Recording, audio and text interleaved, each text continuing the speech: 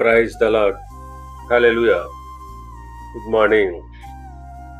క్రీస్తునందు పిల్లరా, ఈ ఉదయ కాలంలో మరొక నూతన వాగ్దానంతో మనము ఈ రోజును ప్రారంభించుకుందాము.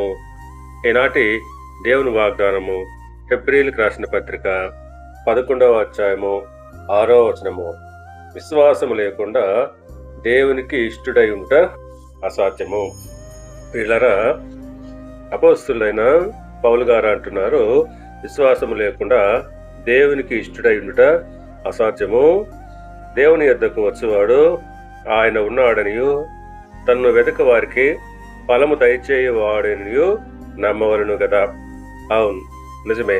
మనము దేవుని వెంబడించే వారమైతే ఆయన యందు విశ్వాసం ఉంచాలి.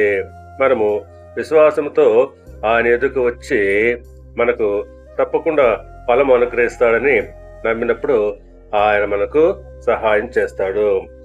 ఆ ప్రకారంగానే గలతీయులకు రాసిన పత్రిక 3:6 ప్రకారంగా అబ్రహాము దేవుని నమ్మెను, అది అతనికి నీతిగా ఎంచబడెను.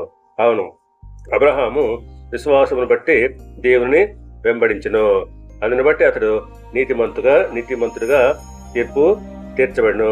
కాబట్టి ప్రియులారా, మనము అబ్రహాము వలె విశ్వాసంతో దేవుని వెంబడించినట్లయితే తప్పకుండా ఆయన మనకు ఫలము దయచేస్తాడు. దేవుడు మిమ్మల్ని దీవించి ఆశీర్వదించి వర్ధిల్ల చేయునుగాక. ఆమేన్.